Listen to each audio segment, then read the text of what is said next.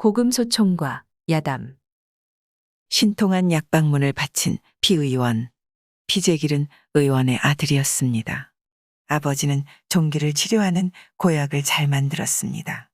아버지가 세상을 떠났을 때 재길은 어려서 그의 의술을 전수받지 못했고 어머니가 그에게 듣고 본 처방을 가르쳐 주었습니다. 재길은 의학서를 한 권도 보지 않았고 오직 여러 약재를 함께 고아서 고약을 만드는 방법만 알 뿐이었습니다.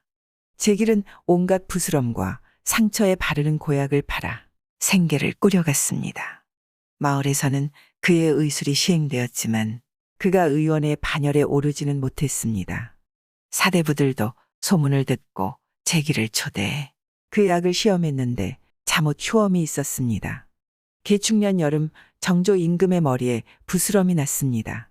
침과 약을 두루 시험해 보았지만 시간이 지나도 효험이 없었습니다. 부스럼은 얼굴과 목 부위까지 퍼졌습니다.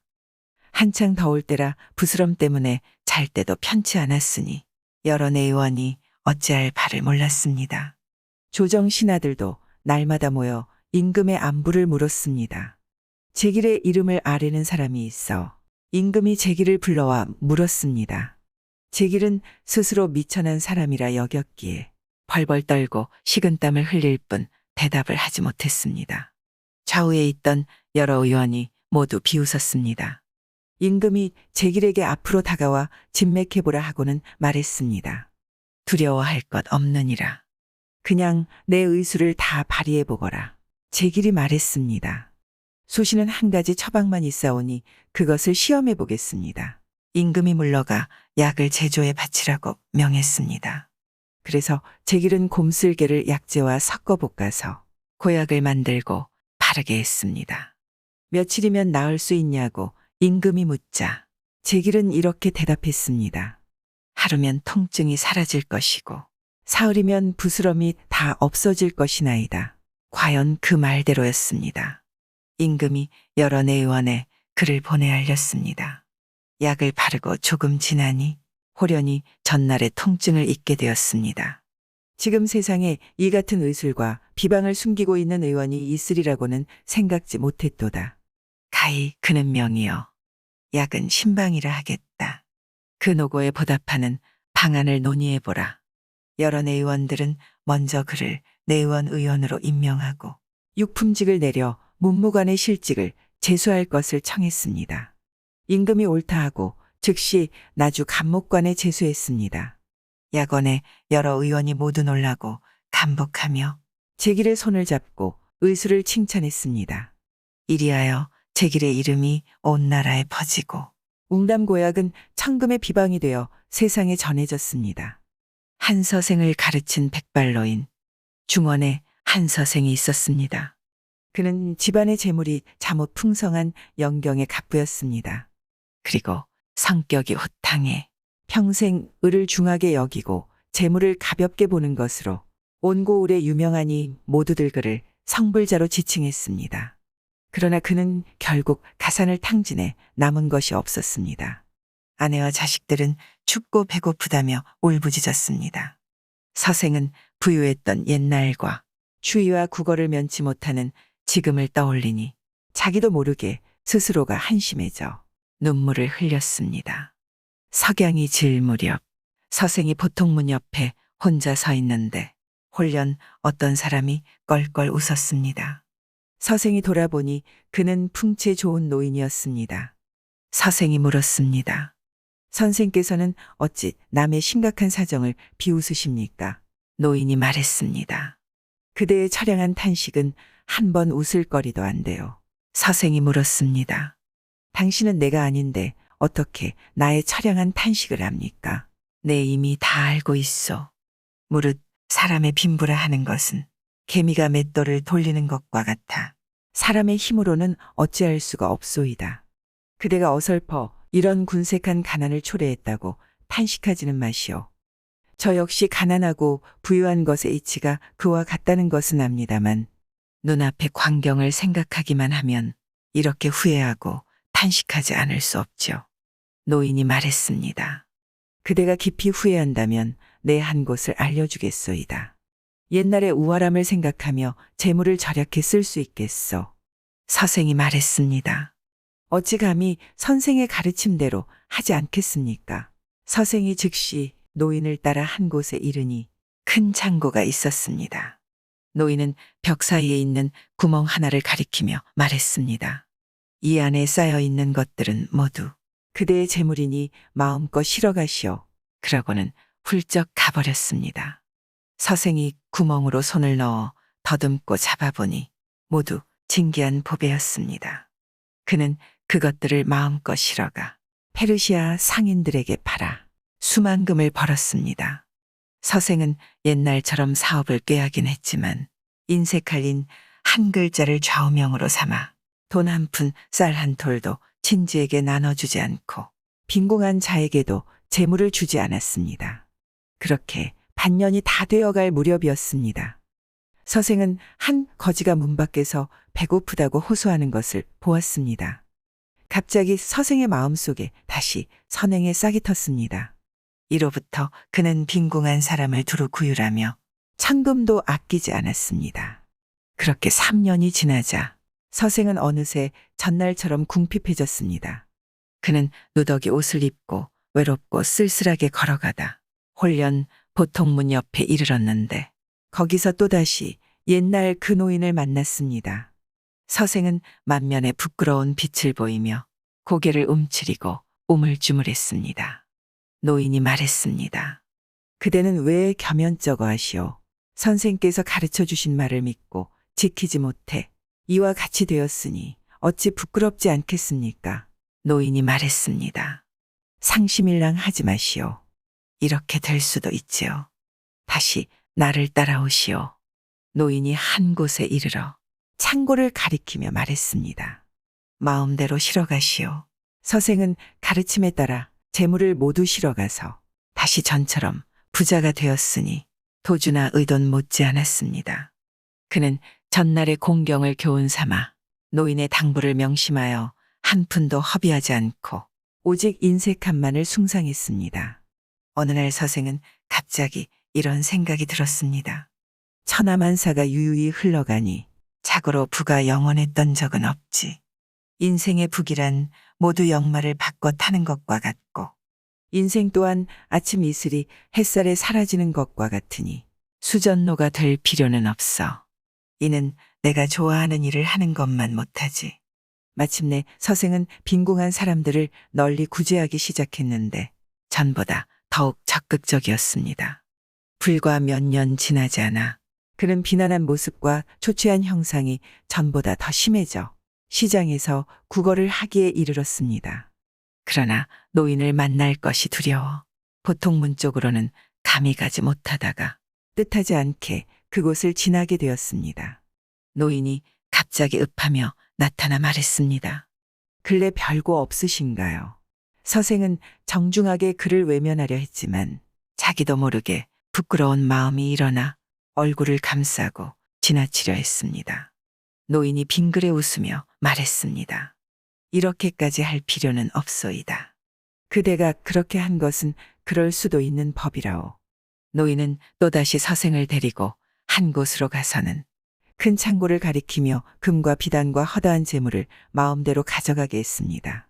서생은 조금도 사양하지 않고 자기 물건인 양 옮겨가서 재물을 마음대로 사용하니 불과 3, 4년 만에 또 전처럼 재물이 다 사라졌습니다. 무릇 서생은 노인을 3차례나 만나 재화를 얻어 결국 우월하게 다 써버린 까닭에 다시 비난한 거지가 되었습니다. 그는 더욱더 부끄러워져 감히 보통문 길로 나아갈 수가 없었습니다. 하루는 흠천감 길을 가다가 노인을 만났는데 서생이 머리를 감싸고 달아났습니다. 노인이 말했습니다. 부끄러워하지 마시오. 서생이 그제야 돌아보며 인사를 올렸습니다. 노인이 말했습니다. 아무리 놀랍고 처참한 일이 일어나더라도 마음속으로 동요하지 말고 참고 앉아 있으시오. 또 절대 어떤 말도 하지 말고 삼가시오. 노인이 갑자기 어디론가 사라졌습니다. 서생은 가르침대로 흙덩이처럼 앉아 있었습니다.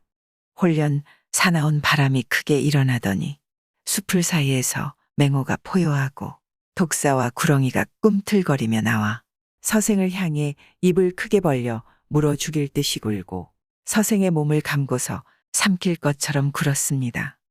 서생은 조금도 두려워하지 않고 태연하게 혼자 앉아 있었습니다.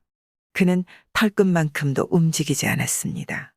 잠시 뒤 하늘에서 천둥 번개가 크게 치더니 소나기가 쏟아졌습니다. 신장과 야처 10여 명이 하늘에서 내려와 서생 앞에 서서 말했습니다. 너같이 하찮은 존재가 감히 요괴의 말만 믿고 끝끝내 말을 하지 않고 웃지도 않으니 너무나 사악하도다. 우리는 너를 제거하라는 하늘의 명을 받고 내려왔도다. 그들은 칼과 창 등 온갖 병기로 서생을 찔렀지만 서생은 끝까지 입을 열지 않았습니다.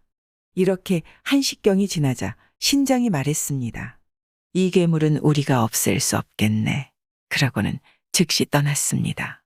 오래지 않아 갑자기 하늘문이 열리더니 공중에서 벽제 소리가 들려왔습니다. 귀졸들이 시커멓게 아래로 내려와 서생을 잡아서 정국으로 데려갔습니다. 상제가 달 속에 있다는 상상 속 궁전인 광안전으로 와서 서생을 신문했습니다. 너는 하계의 요괴로 감히 침묵하며 말도 하지 않고 웃지도 않으니 그 죄악이 심히 무겁도다. 그런 거로 내가 정국을 설치해 내가 말하지도 웃지도 않는 것을 쳐부수려 한다. 상제가 나졸들에게 분부하여 몽둥이질을 해 서생을 박살내게 했습니다. 서생은 그래도 한결같이 흙이나 나무로 만든 인형처럼 끝내 입을 열지 않았습니다. 상제가 크게 놓아여 말했습니다. 이런 요물에게는 가벼운 형을 내릴 수가 없다. 상제는 한신장에게 서생을 저승으로 압송하게 하고 염라대왕에게는 엄한 법에 따라 그를 엄격하게 다스리라고 명령했습니다.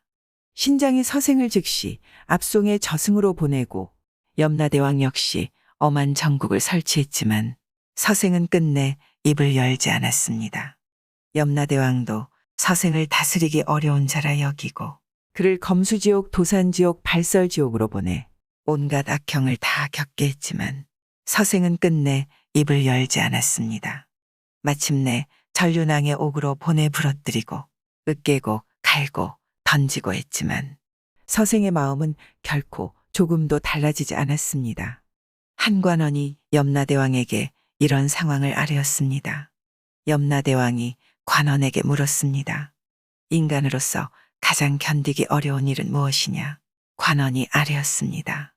인간 중에서는 궁핍한 유생이나 한미한 선비의 아내가 가장 견디기 어렵나이다. 그러자 이 염라대왕은 서생을 다시 인간 세상으로 보내게 했습니다. 서생은 불교 천태종과 도교 남종의 발상지인 노처사의 집안에 다시 태어났습니다. 노처사는 소시적에 단하게 입문했으나 완성하지 못했습니다. 늙어서는 누추한 마을에서 궁핍하게 살며 훈장을 업으로 삼고 있었습니다. 그는 대를 이을 자식이 없는 것을 언제나 한스럽게 여겼는데 부인이 갑자기 임신하니 처사는 밤낮으로 오직 아들이 태어나기만을 축원했습니다. 10달이 차서 부인이 해산하고 보니 아이는 딸이었습니다. 처사 부부는 심히 실망했지만 자식이 없는 것보다는 나았습니다. 아이를 목욕시켜서 강보에 눕혀두고 젖을 먹였는데 태어나고서 여러 날이 지나도 아이가 울지 않고 끝내 아무 말도 없는지라 혼돈스러운 고깃덩어리에 지나지 않았습니다. 이웃 사람들은 그 아이를 타고난 벙어리라고 불렀습니다. 처사가 처에게 말했습니다. 우리 집에 자식이 없다가 이제 이 아이를 얻었어. 비록 말은 못하지만 역시 사람이니 모름지기 잘 키워봅시다. 이 아이는 태어나고 16살에 이르기까지 아이들이 걸리는 병을 다 알았지만 끝내 아무 소리도 내지 않았습니다. 초나라 사람들은 모두 이를 이상하게 여겼습니다. 아이는 여자가 처음 비녀를 꽂던 나이가 지났는데도 향리 사람들이 모두 말 못하는 바보라고 소문을 퍼뜨리니 중매쟁이가 찾아오지를 않았습니다. 중국 안후이성 남부에 있는 현의 사생이 있었는데 진나라 재상의 후예로 고상한 지조를 지키며 한 번도 세상에 나가지 않고 가난하게 혼자 살며 아직 장가를 들지 않았습니다. 그는 노처사의 벙어리 딸 소문을 듣고 중매쟁이를 보내 혼인하고자 했습니다. 그러니 사람들이 모두 조롱하자 사생이 이렇게 말했습니다. 무우제갈량의 시온은 황발을 얻어 정기를 길렀고 제우제나라 선왕은 무염을 얻어 아름다움을 완성했으니 내가 말 못하는 바보를 얻는 것은 나라를 뒤흔들 현철을 얻은 것보다 더 기특하지 않겠소. 마침내 사생은 전한례를 올려 노처사의 딸을 아내로 맞았습니다. 그녀는 시집와서 집안을 다스려 가지런히 정돈했고 아녀자들도 엄히 현명하게 이끌었습니다. 향리 사람들은 모두 그녀의 정숙한 덕과 올바른 행실을 칭찬했습니다. 이는 말없는 교하여 웃음 없는 완성이었습니다. 어느덧 부인이 임신해서 아들을 낳았습니다. 사생은 기뻐하며 아이를 잘 기르니 아이가 말을 배우고 걸음마를 배우는 것이 어느 한 군데 사랑스럽지 않은 구석이 없었습니다. 그런데도 부인은 끝내 입을 열지 않았습니다. 하루는 사생이 아내에게 말했습니다. 당신과 혼인하고 부부가 되어 허다한 세월 동안 고생하고 배고픔도 함께 했지만 당신은 한마디 말도 하지 않았어. 또 아이도 태어나 머리털이 자라나고 얼굴도 어여쁘니 사람이라면 누군들 좋아하지 않겠어.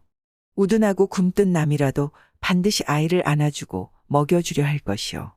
그러나 당신은 아이가 말을 배워 아버지를 부를 때까지 어미 된 정으로 사랑스러운 말 한마디 들려주지 않으니 필시 당신이 나에 대해 무슨 불만이 있는가 보. 사생은 발끈 화내고 아이를 들어올려 섬돌에다 내리쳐 죽여버렸습니다. 저는 그것을 보고 부지불식간에 아 하는 소리를 냈습니다. 갑자기 들끓는 소리가 크게 일어났습니다. 사생이 돌아보니 자기가 여전히 산 위에 앉아 있는 것이었습니다. 조금 전 겪은 일들은 다 일장춘몽이었습니다. 옆에 있던 노인이 탄식했습니다.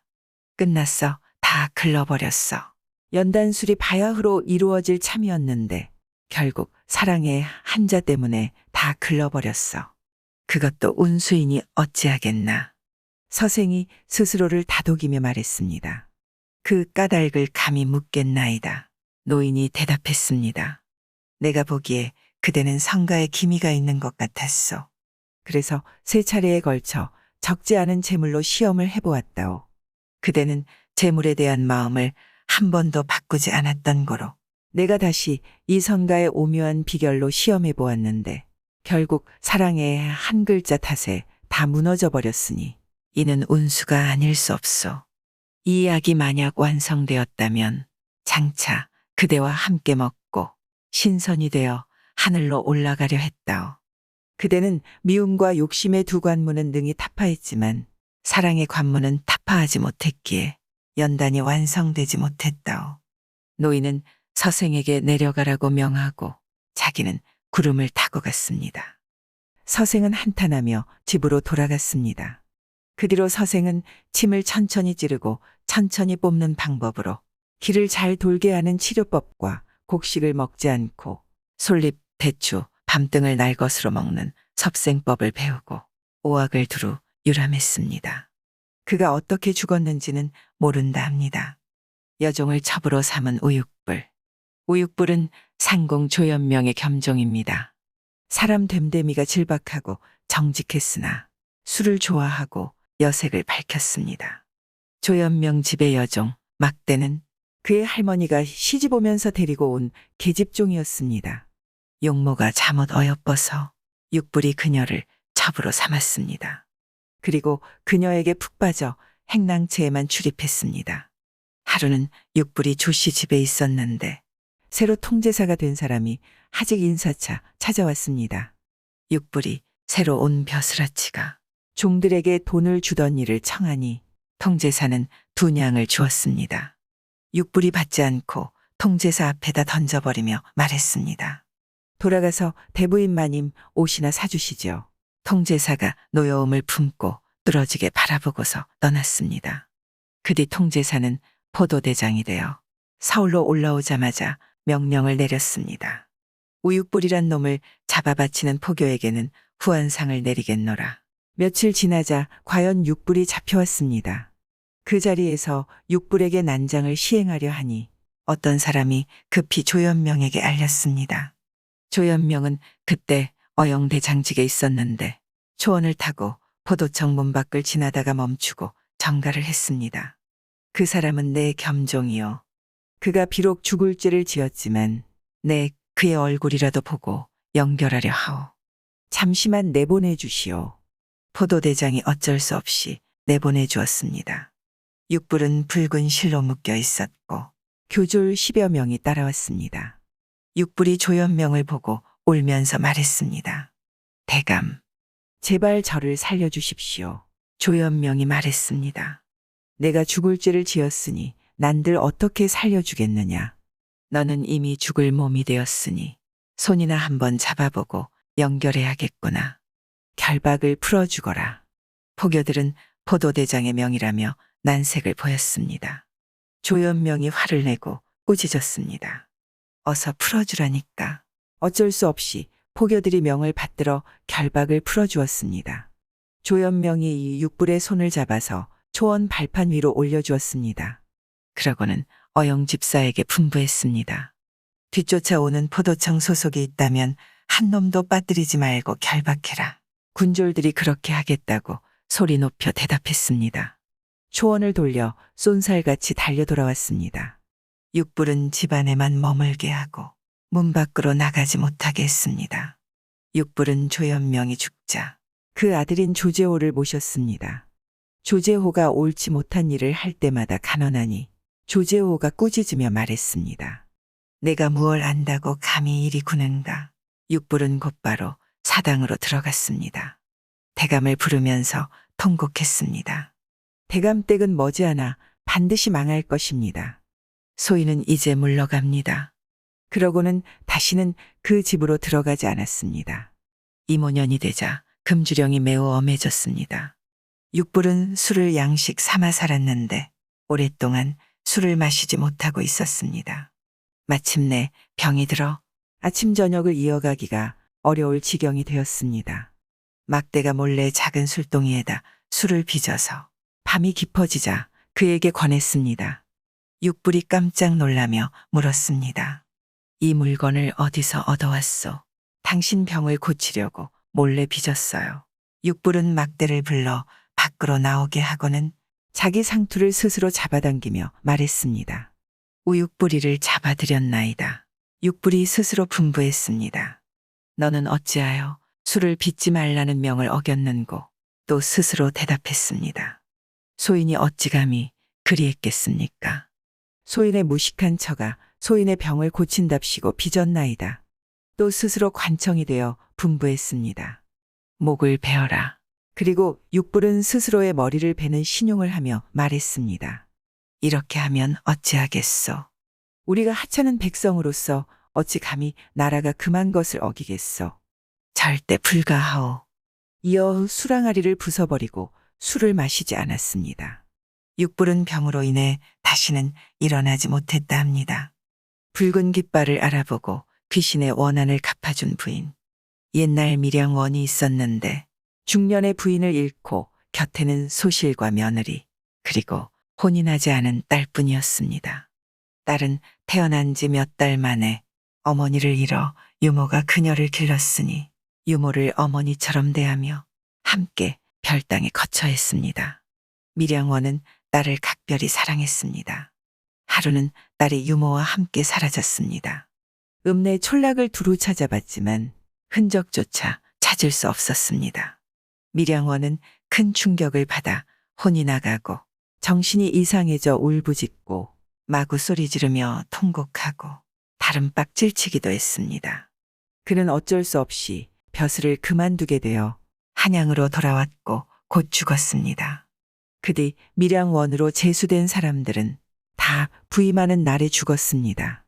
서너 명이 매번 이같이 죽어나가니 벼슬아치들은 밀양 관할을 흉가로 보고 무슨 수를 써서라도 그 자리를 피했습니다. 거기 가면 바로 벼슬을 제수해 준다고 해도 원하는 사람이 없었습니다. 조정에서 이를 크게 걱정해 어느 날 조참에 명을 내려 문관, 음관, 무관 등 모든 전현직 관원을 대궐안에 모아 자원자를 뽑으려 했습니다. 이때 한 무변이 있었습니다. 그는 금군으로 오래 근무하다가 무신 겸 선전관이 되어 육품에 올랐는데 곧 상을 당해 관직을 그만두었습니다. 그로부터 20여 년이 지나 그는 나이가 60에 가까웠습니다. 추위와 굶주림이 뼈에 사무쳐 옷은 10년에 한 벌, 밥은 30날에 9번을 겨우 얻었습니다. 이런 까닭으로 문 밖에 나가지 못한 지도 오래되었으니 명사나 재상 중에 안면이 있는 자가 있을 리 없었습니다.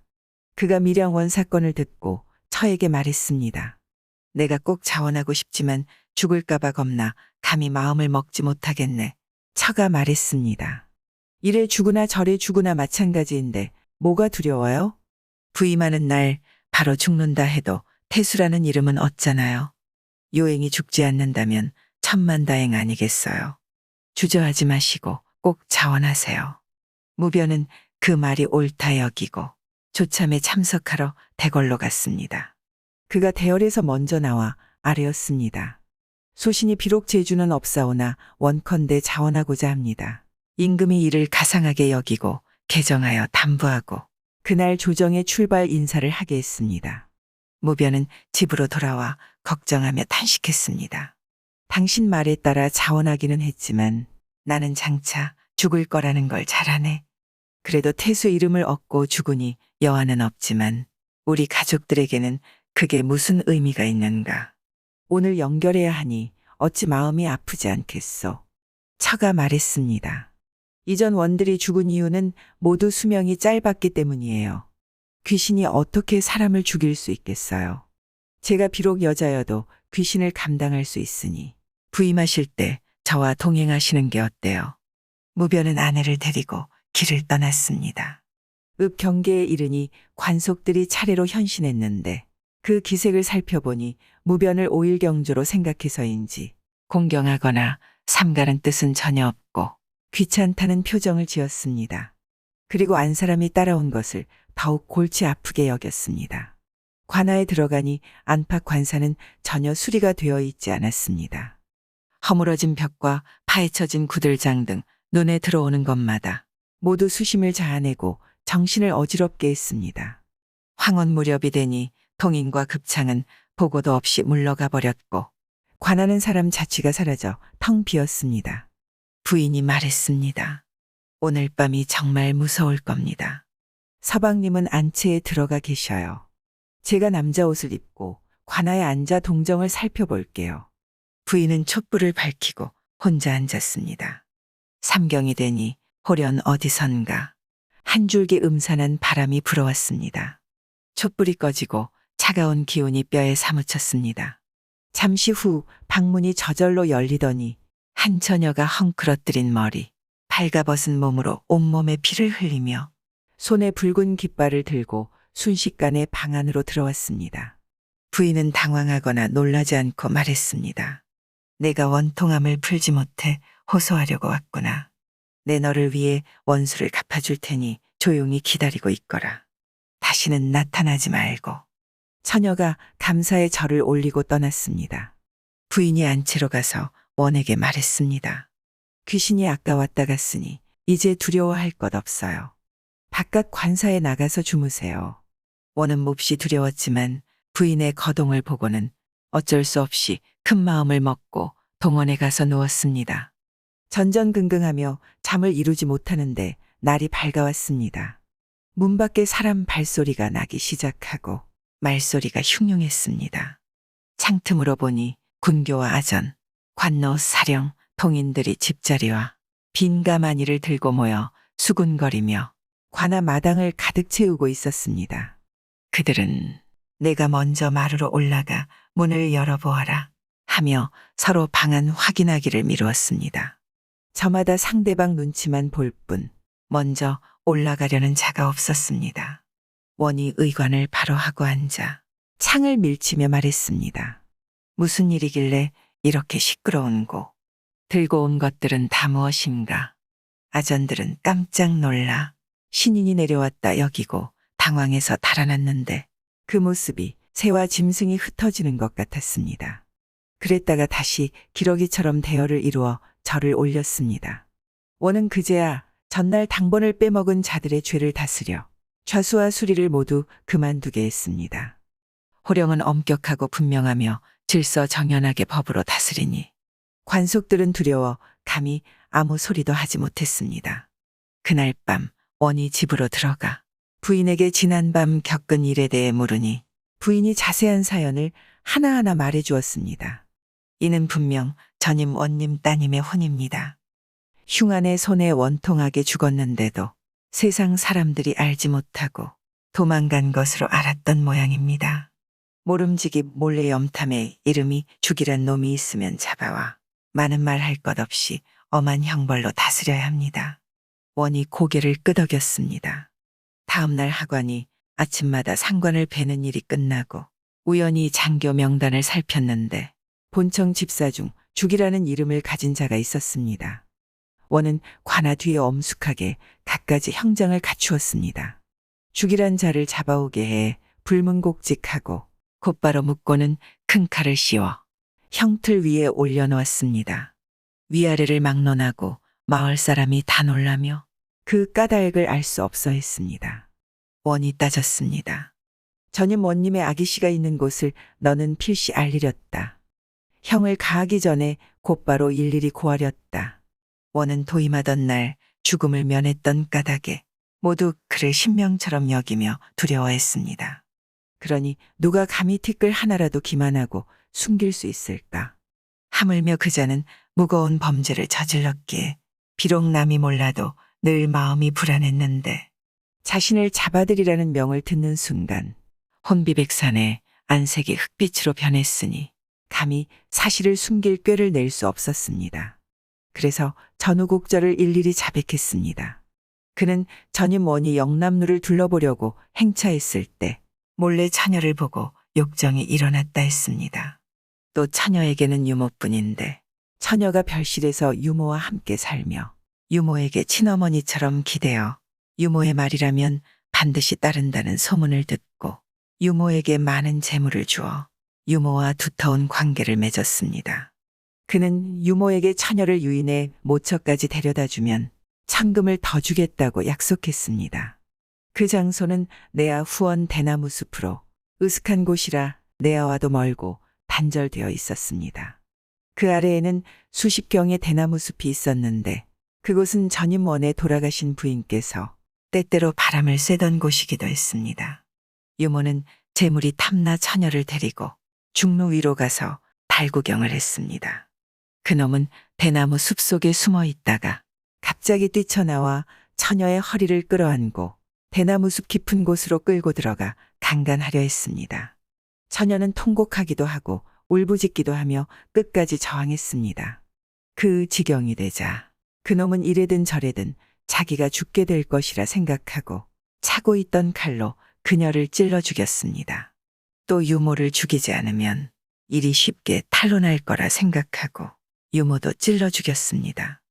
양쪽 겨드랑이에 시신을 하나씩 끼고 담을 넘어가 광가주산에 인적이 닿지 않는 곳에 몰래 묻었습니다. 오늘날까지 몇 년이 지났는데도 이를 아는 자가 없었다 합니다. 원은 그 사연을 가명에 보고하고 그날 바로 그놈을 때려 죽였습니다. 땅을 파 처녀의 사체를 보니 얼굴색은 살아있을 때와 같았지만 혈흔이 낭자했습니다. 옷을 갈아입혀 염하고 시신을 관에 안치한 다음 본가에 알려 선산 옆에 장사 지내게 했습니다. 중루는 허물고 대나무는 모두 베어버렸습니다. 그 뒤로 읍에서는 아무 일도 일어나지 않았고 태수가 신명하다는 소문이 온 세상에 떠들썩하게 퍼졌습니다. 이로부터 그는 여러 번 변방의 방어사와 병사, 수사가 되었다가 평안도 통제사에 이르렀습니다. 그가 도임하는 곳마다 먼저 소문이 자자해 명을 내리지 않아도 행하고 위엄을 부리지 않아도 사람들이 감히 속이거나 숨기지 못하니 그는 가는 곳마다 잘 다스렸다고 합니다. 재산을 일구려고 각방을 쓴 부부. 상주에 김생이란 사람이 있었는데 20살이 넘었습니다. 그는 일찍이 고아가 되었고 가난했기에 여러 해 동안 남의 집에서 머슴살이하며 품삯을 모아 26에야 철을 얻어 가산을 꾸릴 계획을 짤 수 있었습니다. 김생이 아내를 맞이하고 첫날 밤을 보내는데 처가 말했습니다. 오늘부터 윗간 방문을 막아야겠습니다. 3칸짜리 집이었는데 상방의 윗간과 아랫간이 통하는 문이 있었던 것입니다. 그게 무슨 말이오? 우리 부부는 둘 다 빈궁한데 동침하면 자연히 자식을 낳게 될 것입니다. 금년에 아들을 낳으면 내년엔 딸을 낳을 것이니 자손을 보는 즐거움이 좋긴 좋겠지요. 하지만 이렇게 식구가 늘어나고 혹여 누가 병에 시달리기라도 하면 재산의 손실은 어찌하겠습니까? 당신은 윗간에 거처하며 신을 삼고 저는 아랫간에 거처하며 길쌈하기로 해요. 그렇게 10년 동안 매일 쭉 한 그릇만 먹으며 가업을 이루는 것이 어떻겠습니까? 김생은 그 말대로 하는 게 좋겠다고 여겼습니다. 그때부터 부부는 문을 닫아 걸고 따로 지냈습니다. 매일 저녁 날이 어두워지면 부부가 뒷마당에 흙구덩이를 팠는데 67개 파는 것을 규칙으로 삼았습니다. 또 섣달 금음에는 주머니를 많이 만들어 큰 동네 머슴과 노비들에게 나눠주어 개똥 한 석씩을 얻었습니다. 초봄에 얼음이 풀릴 때는 파둔 구덩이에 개똥을 가득 채워서 봄보리를 심었습니다. 그해 대풍년이 들어 100여 짐을 거두었습니다.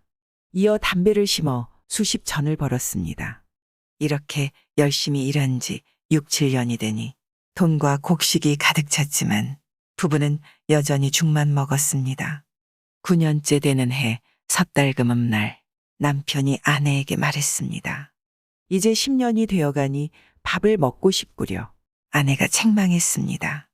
우리가 10년 기한이 끝나기 전까지는 죽만 먹기로 했는데 하루 사이를 참지 못해 먼저 계율을 어겨서야 되겠습니까? 김생이 겸연쩍어하며 물러났습니다. 10년이 지나자 부부는 과연 큰 부를 쌓아 그 도에서 갑부가 되었습니다. 오랫동안 호라비로 살아온 김생이 처와 동침하려 했습니다. 그러니 처가 말했습니다. 우리가 이미 자수성가했으니 누추한 집에서는 동침할 수 없습니다. 조금만 기다리세요. 마침내 부부는 큰 집을 지어 들어갔습니다. 김생 내외가 처음부터 늦은 나이에 만난 데다 이후로도 10년이나 지났으니 출산을 기대하기 어려워졌습니다. 김생이 이를 걱정하며 탄식하자 처가 말했습니다. 우리가 이렇게 가업을 일구었으니 이를 주관할 사람이 꼭 필요하죠. 당신이 원근의 친척집을 두루 돌아다니며 괜찮은 사람을 택해 양자로 삼아요. 마음에 들지 않는 친자식보다 양자가 더 낫지 않겠어요. 정을 주고 어루만지며 키우면 자기가 낳은 자식과 차이가 없을 겁니다. 마침내 같은 성을 가진 남자아이를 양자로 얻으니 그가 바로 상산 김씨였습니다. 그 후손이 크게 번성하고 집안에서 대대로 고관대작이 나왔다 합니다. 생금을 얻어 부자가 된 양자. 개성조동지는 본관이 배천, 황해도 연백군이었습니다. 그의 집 재산은 수만 금이나 되었는데 팔도에 남의 장사하는 일에 시중드는 사람을 두어 그의 소유인 집이 없는 곳이 없었습니다. 그의 집안은 자손이 드문 종갓집으로 아들도 조카도 없었습니다. 늙은 부부가 양자를 얻으려 했지만 얻을 곳이 없어 근심했습니다. 하루는 조동지가 마루 위에 앉아 있는데 문 밖에 어린아이가 밥을 얻으러 왔습니다. 아이는 나이가 겨우 10살 정도였는데 바야흐로 한겨울 엄동설한인데도 용모와 골격이 잠옷 취할 만했습니다. 조동지가 아이에게 방으로 들어오라 하여 본관을 물으니 배천조씨 라고 대답했습니다. 조동지가 반가워하며 부모에 대해 물으니 아이는 어머니만 계시는데 지금은 성 안에서 걸식하고 계십니다. 라고 대답했습니다. 조동지는 즉시 아이를 데리고 들어가 자기 사정을 이야기해 주고 나서 밥을 주고 새 옷을 입혀주고 자기 집에서 지내게 했습니다. 노비로 하여금 아이의 어머니를 데려오게 해 형수라고 부르면서 가까운 마을의 작은 집에서 살게 했고 아이는 자기 아들로 삼았습니다. 아이는 자라면서 양부모에게 정을 붙였으니 자기 자식과 다를 바 없어졌습니다. 16살에 아이의 관례를 올리고 혼인을 시키고는 집재산 관리를 다 맡겼습니다. 아이가 부지런하고 빈틈없이 일을 꾸려가는지라 조동지의 뜻에 잘 맞았습니다. 하루는 아들이 갑자기 말했습니다. 저도 이제 장성했으니 헛되이 놀고만 있을 수 없습니다. 수천 금만 주시면 황해도와 평안도 도의지에 나가 장사를 해보고 싶습니다. 조동지가 말했습니다. 우리 개성 사람은 어릴 때부터 반드시 재물 불리는 일을 업으로 삼았다. 이런 사례로 봐도 내 말이 마땅하지 않겠느냐. 그러고는 5,000냥을 주었습니다. 아들은 평양에 도착하고 나서 한 기생에게 빠져 몇 년 사이에 5,000냥을 구름 흩어지듯 눈 녹듯 다 날려버렸습니다. 그는 집으로 돌아갈 면목이 없어 기생의 집에 남아 심부름꾼 노릇을 했습니다. 조동지는 이 소식을 듣고 더 이상 그를 자기 자식으로 여기지 않았습니다. 조생의 생모와 저도 쫓아내버렸습니다. 생모와 저는 성박 운막집에 기거하면서 옛날처럼 걸식했습니다. 조생은 다 떨어진 옷에 부서진 갓을 쓰고 기생집에 눌러 앉았지만 전혀 돌아갈 기약이 없었습니다. 하루는 기생이 관가 연회에 불려가서 조생 혼자 집을 지키게 되었습니다. 큰 비가 내려 조생은 집안 여기저기를 살폈는데 마당 가운데 금가루가 흩어져 있었습니다. 그 근원을 찾아보니 뒷마당까지 끊이지 않고 이어지는데 금가루는 방문 앞 섬돌에서 나오는 것이었습니다. 조생이 앉아서 그 가루를 모아보니 몇 근은 되었습니다. 섬돌을 살펴보니 다듬이돌처럼 생긴 덩어리 전체가 모두 생금이었습니다. 조생은 기생이 돌아오기를 기다렸다가 기생이 오자 이렇게 말했습니다. 내 어린 까닭에 자네에게 상당한 돈을 다 썼지만 자네 역시 지금까지 나를 대접해 주었으니 그 은혜를 잊을 수가 없소. 부모님 곁에서 너무 오래 떨어져 지낸 것 같아 도리상 이제 돌아가야겠소. 기생이 그 말을 듣고 역시 슬퍼하며 말했습니다. 서방님이 우리 집에 오래 머물렀는데 제가 넉넉하지 못해 제 뜻대로 대접하지 못한 것이 미안해요. 여러 해 동안 손님으로 있다가 오늘 돌아간다 하시니 저는 주인의 도리로서 서방님이 걸어가게 할 수는 없어요. 기생은 그 자리에서 말과 마부를 얻어주었습니다. 조생이 말했습니다. 고맙고 고맙소. 그런데 내 소원 한 가지가 있어. 뒷방문 앞에 섬돌을 가져가고 싶소. 이 돌이 좋기 귀할 건 없지만 그대가 아침 저녁으로 발을 디딘 것이 아니겠소. 내 오늘 이 섬돌을 갖고 돌아가면 그대 얼굴을 보는 듯할 것이니 조금은 마음의 위로가 될 듯하오. 서방님이 제게 정을 두고 계신 거라는데 제가 어찌 돌 한 덩이를 아끼겠습니까? 얼마든지 가져가세요.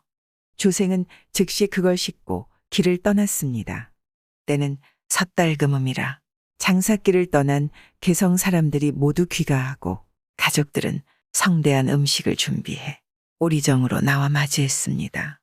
이때 조동지 역시 차인들을 맞이하느라 오리정에 나와 있었습니다.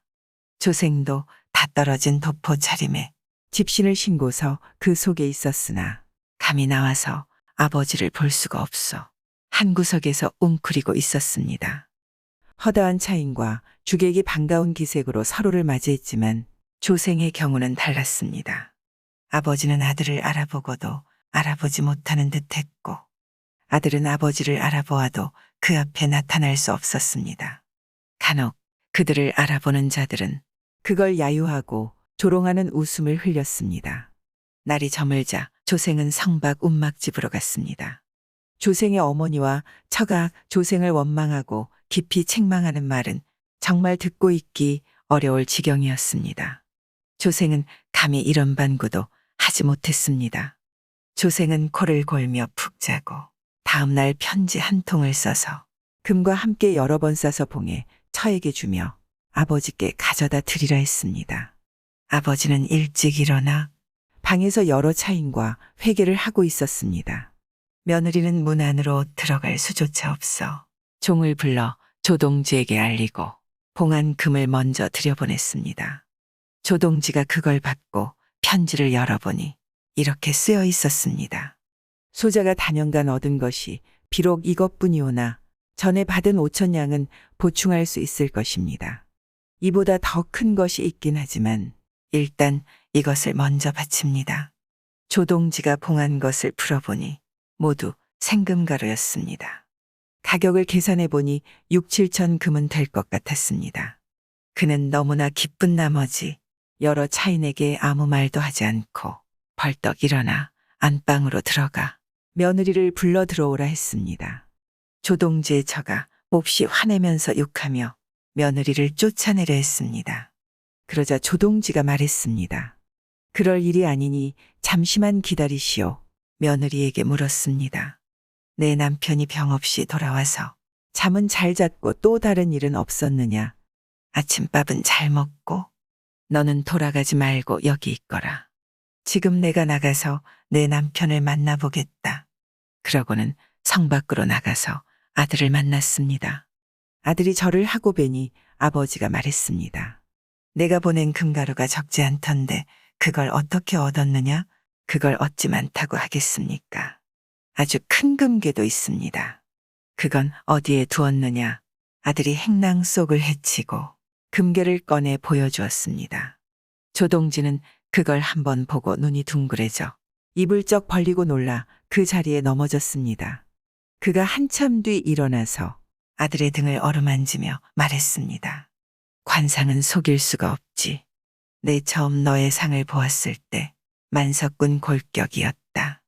그래서 내 아들로 삼았는데 과연 오늘 이 금덩어리를 가지고 왔구나. 이 금덩어리를 주조하면 우리 집 전 재산의 10배는 되겠구나. 이 밖에 무엇을 바라겠느냐? 내가 전에 한때 외입한 것도 젊은 사람들이 예사로 하는 일이니 다시 말하지 말자꾸나. 즉시 집으로 들어오너라. 고개를 돌려 조생의 생모에게 말했습니다.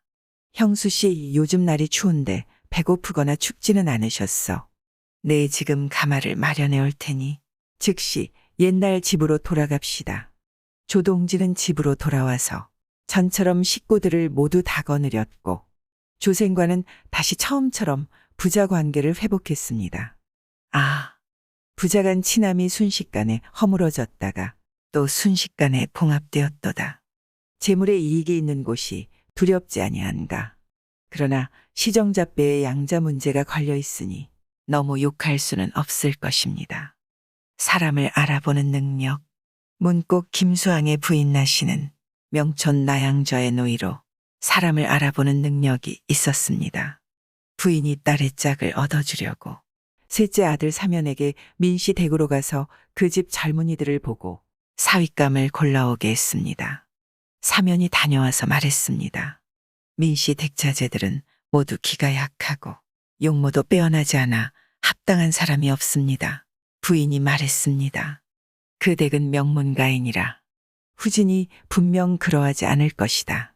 그 뒤 사면은 이씨 댁자제를 사윗감으로 점찍어 와서 말했습니다. 오늘 정말 좋은 사윗감을 얻었나이다. 부인이 물었습니다. 누구지? 풍모와 범절은 어떠하더냐? 풍모가 훌륭하고 재능이 뛰어나니 진실로 큰 그릇입니다. 부인이 말했습니다. 그렇다면 좋지. 사위를 맞이하여 신랑 신부가 잔을 주고받는 합근하는 날, 부인이 신랑을 보고 탄식하며 말했습니다. 셋째 아이가 눈은 있지만 안목은 없구나. 사면이 이상하게 여겨 물으니 부인이 대답했습니다. 신랑이 좋기는 좋아. 하지만 수명이 길지 않다. 길어도 30을 넘기지 못할 것이니 너는 어떻게 저런 사람을 사윗감으로 골랐느냐? 이윽고 골똘히 살펴보다가 또 탄식했습니다. 우리 딸이 먼저 죽을 것이니 또 어찌하겠느냐? 부인이 사면을 계속 책망했으나 사면은 끝내 그렇게 되리라고 믿지 않았습니다. 하루는 지제 민진호와 다남 민진원 등 여러 젊은 종영제가 일이 있어 부인을 찾아왔습니다. 사면이 들어가 말했습니다. 어머님께서 늘 민씨 집안과 혼인을 맺지 못한 것을 한스러워하셨죠. 오늘 민씨 댁자제들이 왔습니다. 창틈으로 잘 살펴보십시오. 소자의 말이 틀리지 않았다는 것을 아시게 될 겁니다. 부인이 엿보고 나서 다시 사면을 꾸짖었습니다.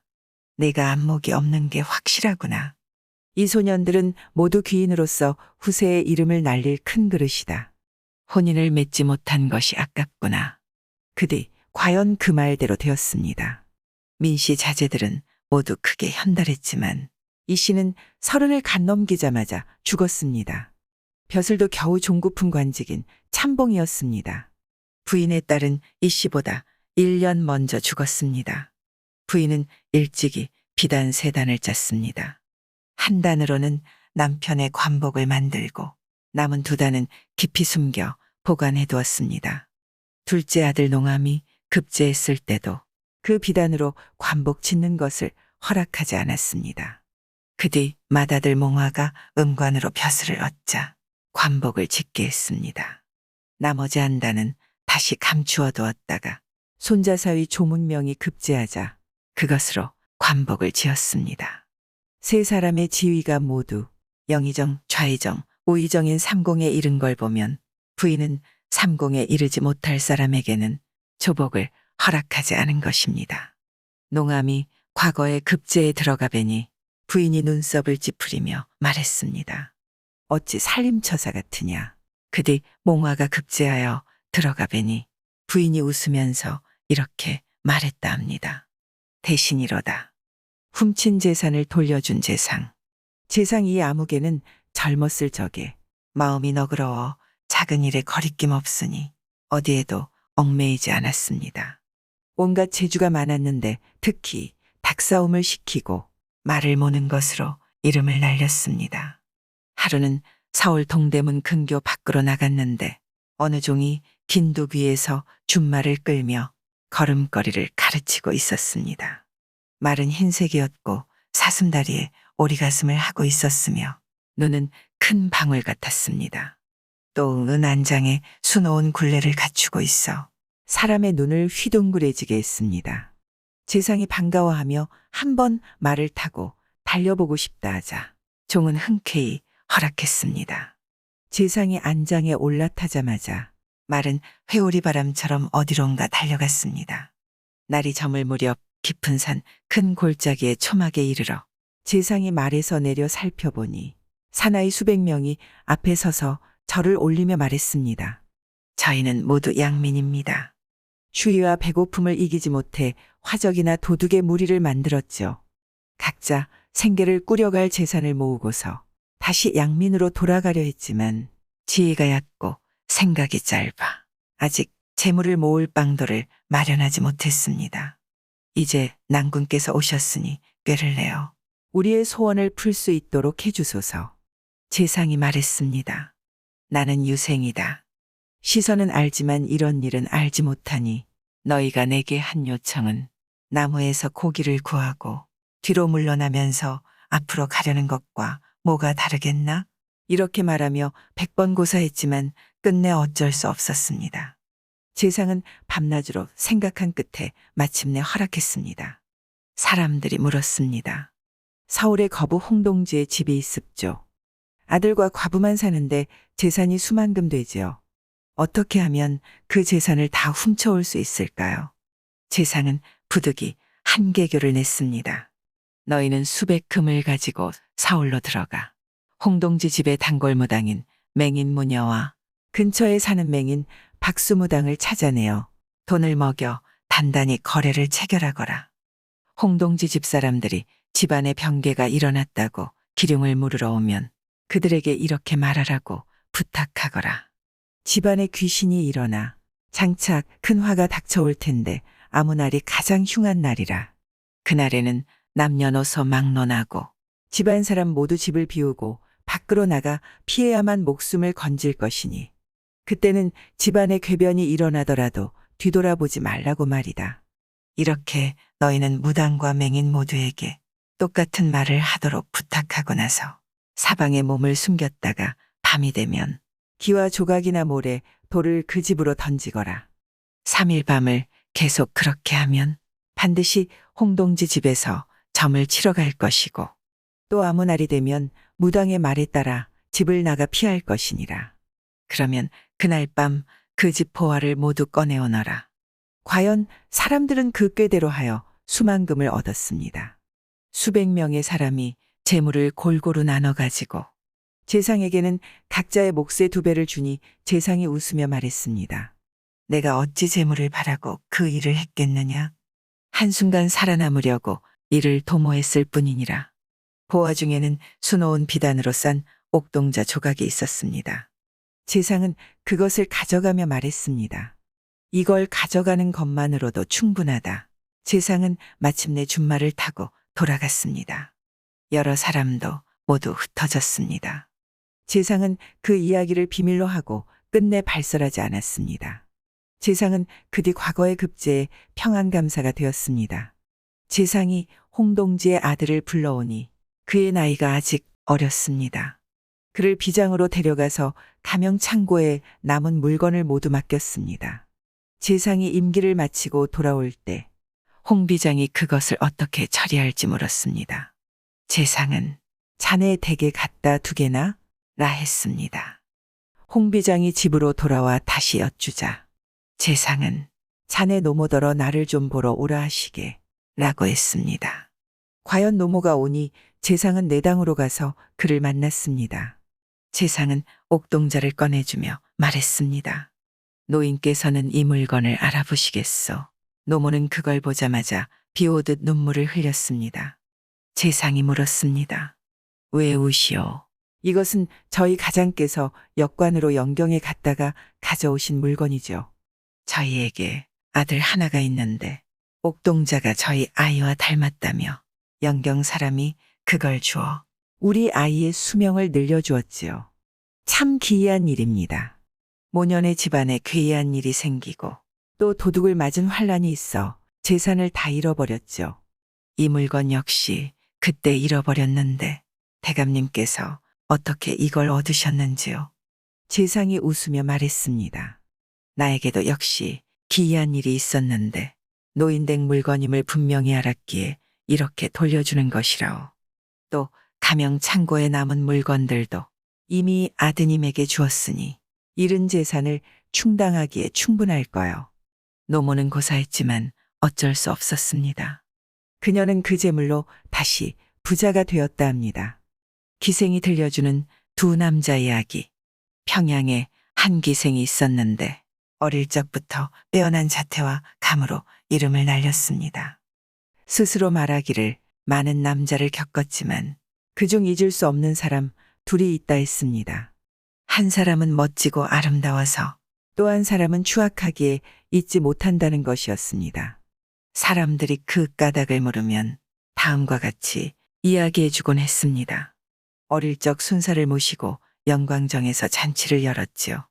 석양 무렵 난간에 기대어 길게 뻗쳐 있는 숲을 바라보는데 어리고 아름다운 한 사람이 당나귀를 타고 나는 듯 달리는 듯 강변에 이르렀습니다. 그는 배를 불러서 타고 강을 건너 대동문 안으로 들어갔지요. 그 풍채가 늠름해 신선 같아 보였습니다. 나는 심신이 취한 듯하여 측간에 간다는 핑계를 대고 누각에서 내려와 그가 어디로 가는지 살펴보았습니다. 그는 대동문 안에 한 점사로 들어가더군요. 그곳을 눈여겨봐두고 잔치가 끝나기를 기다렸다가 화장을 고치고 촌안하게 옷을 입고 저녁에 그 집으로 갔습니다. 창틈으로 몰래 보니 정말 옷 같은 미소년이 등촉 아래서 책을 읽고 있었지요. 저렇게 아름다운 사람과 동침하지 못한다면 죽어서도 눈을 못 감을 거라고 생각했지요. 창밖에서 기침소리를 내니 그 소년이 누구냐고 물었습니다. 주인집 안악입니다. 그러자 그가 또 물었습니다. 늦은 밤에 무슨 일로 왔소? 오늘 저희 집에 장사꾼들이 많이 들어와 잘 곳이 없습니다. 윗목 한 자리를 얻어 잘 수 있을까 해서요. 그럼 들어와도 좋소. 그가 문을 열어주어 저는 들어가 등촉 뒤쪽에 앉았습니다. 그분은 곁눈질도 하지 않고 단정하게 앉아 책을 읽더군요. 그분은 밤이 더욱 깊어지자 등촉을 끄고 누웠습니다. 이윽고 제가 신음소리를 냈지요. 소년이 물었습니다. 무슨 일로 그리 아픈 소리를 내시오? 제가 대답했습니다. 전부터 가슴과 배 쪽에 통증이 있었죠. 방온돌이 차가워 고질병이 도졌나 봅니다. 그분이 말했습니다. 그렇다면 내 등 뒤가 따뜻하니 이리로 와서 누우시오. 저는 그의 등 뒤로 가서 누웠습니다. 그는 식경이 지났는데도 역시 돌아보질 않더군요. 그래서 제가 말했습니다. 뭐 하시는 분인지 모르지만 행차는 혹 내시가 아닌가요? 그게 무슨 말이오? 첩은 사실 주인 집 안악이 아니고 관기입니다. 오늘 영광정에서 행차의 풍채와 거동을 보고 속으로 무척 흠모하게 되어 이런 모습으로 여기까지 와서 한번 뵙고자 한 것입니다. 첩의 자질이 추악한 것이 아니고 나이로 보아 행차 또한 노쇠하지 않았습니다. 그런데 고요한 밤 아무도 없는 곳에 남녀가 함께 있는데도 한 번도 돌아보시지 않으니 고자가 아니면 뭐란 말입니까? 그러자 그분이 웃으며 말했습니다. 내가 광기란 말이냐? 왜 진작 말하지 않았느냐? 나는 내가 주인집 안악내라 생각하고 그런 것이니라. 이제 옷을 벗고 동침하는 게 좋겠구나. 그리하여 그분이 저와 더불어 희롱하는데 그 풍요와 흥미가 가히 화류장에서 노는 사람과 다를 바 없었습니다. 그분과 마음껏 정을 나누었지요. 새벽이 되자 그분은 일어나서 행장을 바삐 챙기고는 나설 준비를 하면서 저에게 말했지요. 뜻하지 않게 만나 하룻밤 인연을 행복하게 맺었다. 이제 헤어지면 다시는 만날 기약이 없으니 이별의 회한을 어찌 말로 다하겠느냐. 내 행랑에 정을 표할 물건이 없어 시나 한 편 남겨줄까 한다. 그러고는 제게 치마폭을 펴들게 하고 시를 써주었습니다. 강물은 먼 길 나그네인 양 머물지 않고 산은 아름다운 사람처럼 보내는 정이 그윽하네. 은촉 오경의 비단 휘장 차가운데 비바람 수풀에 가을 소리 가득하네. 그분이 시를 다 쓰고 나서 붓을 놓고 일어나니 저는 소매를 부여잡고 울면서 사는 곳과 성명을 여쭈었지요. 그분은 웃으며 말했습니다. 나는 산수와 누대 사이를 떠도는 사람이니 사는 곳과 이름은 알아서 뭐 하겠느냐? 그러고는 훌쩍 떠나갔습니다. 저는 집으로 돌아와 그분을 잊으려 해도 잊을 수가 없었어요. 매일 시가 쓰여 있는 치마를 안고 울었습니다. 그분이 바로 아름다워 잊기 어려운 사람입니다. 일찍이 저는 수청 기생으로 순사를 모시고 있었지요. 하루는 관청에 문지기가 들어와 말했습니다. 문 밖에 아무곳에 마름인 아무개 동지가 순사님을 아련하려고 와 있습니다. 순사가 들어오라 하니 곧 몸집이 큰 촌놈이 나타났습니다. 베옷을 입고 집신을 신었으며 허리에는 빛바랜 홍대를 두르고 있었습니다. 머리에는 금관자랍 씌고 둘렀는데 완전히 구리색이었지요. 눈과 눈썹이 사납고 생김새도 추악했으니 일개 천봉장군이었습니다. 그가 들어와 절을 하니 순사께서 물으셨어요. 무슨 일로 먼 곳까지 왔는가? 소인은 먹고 입는 것이 구차하지 않고 사또님께도 달리 소망하는 것이 없습니다. 다만 어여쁜 기생을 얻어 정을 통하는 것이 평생의 소원입니다. 이를 위해 천리길도 마다 않고 왔습니다. 순사가 웃으며 말했습니다. 내 마음이 그리 간절하다면 이 가운데서 마음에 드는 기생을 골라보거라. 그놈은 명을 듣자마자 곧바로 수청 기생방으로 들어갔습니다. 기생들이 일시에 풍비박산 도망치니 그놈이 기생들을 쫓아왔지요. 그놈이 한 기생을 잡고 말했습니다. 얼굴이 못생겼다. 또 한 기생을 잡고는 말했지요. 몸매가 적합지 않다. 그러다 저에게 다가와 제 몸을 잡아보고는 말했어요. 좋기 쓸만하구나. 그놈은 저를 안고 단모퉁이로 가서 강간했습니다. 저는 그때 힘이 약했기에 그를 당해낼 수 없었어요. 죽도록 반항했지만 어쩔 수 없이 그놈이 하는 대로 내버려 두었지요.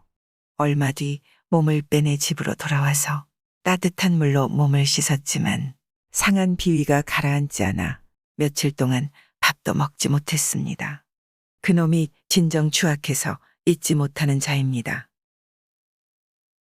구독과 좋아요, 알람 설정 부탁드리옵니다.